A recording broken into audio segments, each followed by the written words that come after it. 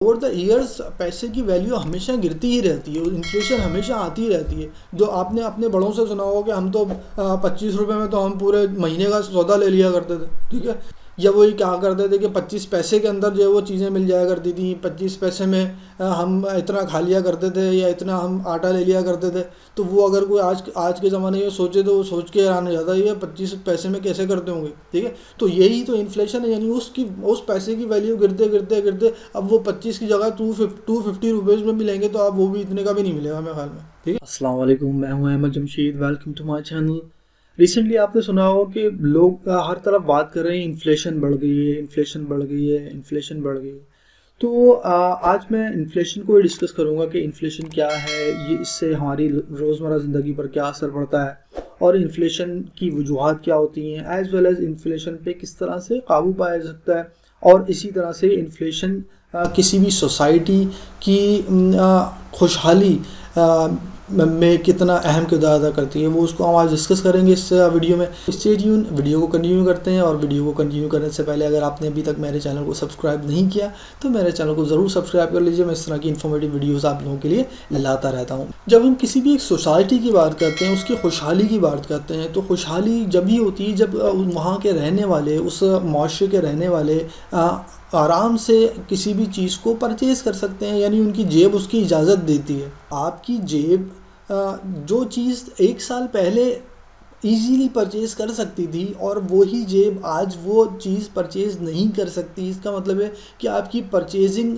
Power जो है वो डिक्लाइन हो गई। इसका मतलब है कि आपके जेब में जो पैसे थे उसकी वैल्यू गिर गई है। इसका मतलब है कि जो चीज़ें आप परचेज़ कर सकते थे एक साल पहले, 6 महीने पहले, उस पैसे से वो उतने की नहीं है, यानी वो उसके लिए आपको ज़्यादा पैसे चाहिए, यानी उस पैसे की वर्थ जो है वो कम हो गई है। सो inflation is the declining power of purchase from a certain currency over the time, ठीक है। कि किसी भी एक साल के अंदर अंदर जो है वो उसका पावर गिर गिर के इतना हो गया है, यानी उसमें उसकी वर्थ इतनी कम हो गई है कि जो चीज़ एक साल पहले आप आराम से उन्हीं पैसों में ख़रीद सकते थे, अब उन पैसों में नहीं ख़रीद सकते। इसकी एग्जांपल ये ले लें कि आटा जो है वो पहले 100 रुपये किलो हुआ करता था, अब वो 400 रुपये किलो हो गया, ठीक है। तो आप पहले तो 100 रुपये में 1 किलो ले लेते थे, अब 100 के अंदर तो 250 ग्राम ही मिलता है आपको, ठीक है। इसी तरह से पेट्रोल की बात कर लें कि पेट्रोल पहले जो है वो 80 रुपीज़ पर लीटर था, तो अब वो तो 200 से भी ऊपर चला गया। तो इसका मतलब है कि आपको जितना पेट्रोल पहले 80 में मिलता था, अब अगर आप वही पेट्रोल 80 का लेने जाएंगे तो आपको वो आधा भी नहीं मिलेगा उससे, ठीक है।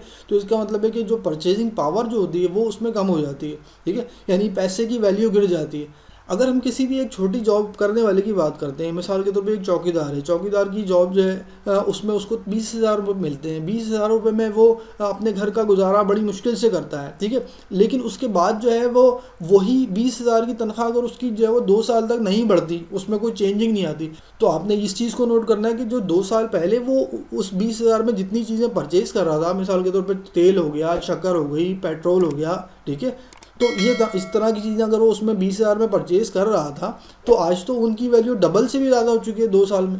तो इसका मतलब ये हुआ कि उसकी जो 20,000 की वैल्यू थी उसकी सैलरी की, वो तो आजकल के हिसाब से उसकी तो वैल्यू 10,000 भी नहीं रही, क्योंकि चीज़ों की वैल्यू तो डबल हो गई, ठीक है। तो इसका मतलब है उससे उन पैसों में तो वो आधा सामान भी नहीं ला सकता जितना वो 2 साल पहले ला सकता था।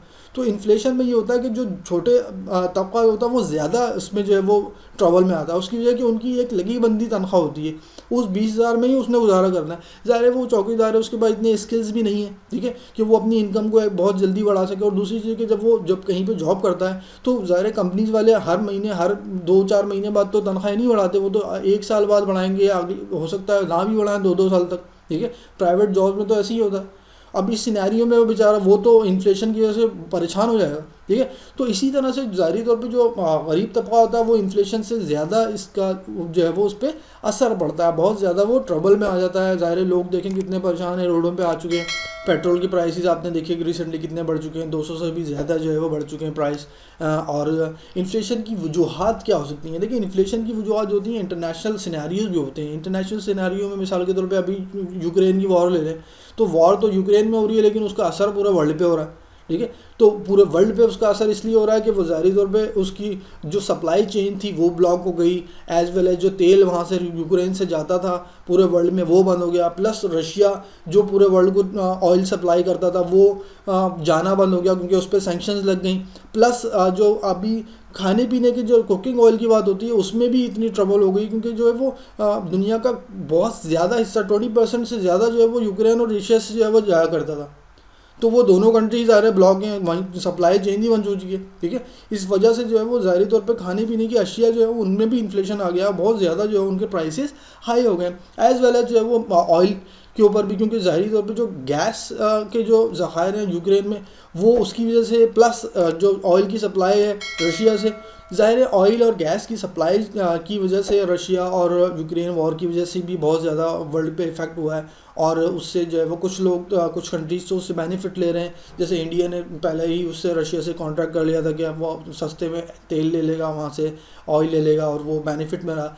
जब इन्फ्लेशन किसी भी एक सोसाइटी में किसी भी कंट्री में बढ़ने लगता है, बहुत ज़्यादा हो जाता है, ज़ाहिर है उसकी रेशो बढ़ने लगती है as compared to the other societies, तो उन सोसाइटीज़ में फिर बुराइयाँ भी बढ़ने लगती हैं, चोरियाँ बढ़ने लगती हैं, डाकियाँ बढ़ने लगते हैं। ज़ाहिर है सोसाइटी में जो है वो बैलेंस आउट हो गया, उसका जो अमीर है वो तो अमीर हो रहा है, जो गरीब है वो ज़ाहिर है उसको उस इन्फ्लेशन की वजह से उसको कंट्रोल ही नहीं कर पा रहा। वो जब किसी भी कंट्री में इन्फ्लेशन बहुत ज़्यादा बढ़ने लगता है और लोग ज़ाहिर है परेशान हो जाते हैं, तो उसमें उस गवर्नमेंट की, उस ज़ाहिर है हुकूमत की जिम्मेदारी होती है कि वो लोगों को रिलीफ फराम करे, उनको जो है वो सब्सिडरी फराम करे, ज़ाहिर है चीज़ों के अंदर जो है वो टैक्स को कम करे या फिर कोई इस तरह के फंड्स दे या फिर जो है वो एडिशनल सपोर्ट दे, ताकि जो है वो गरीब लोग जो हैं उनको उससे बेनिफिट मिल सके। और स्पेशली जो कंट्रीज़ हैं जो स्ट्रेटेजिक मामलात के अंदर जो है वो एडवांस हैं और इनको पता होता है कि अब 1 साल बाद या 6 महीने बाद किस पे हमला करना है या कहाँ से जो है वो ज़ाहिर तेल कहाँ से रुकने वाला है, तो वो उनको सब कुछ पहले ही पता होता है, वो प्लान अहेड कर लेते हैं और वो इस तरह से जो है वो अपनी सोसाइटी को जो है वो कंट्रोल में रखते हैं, एज वेल एज वो अपने मुल्क को, अपने लोगों को चाहते हैं कि वो रिलीफ फराम करें और उनको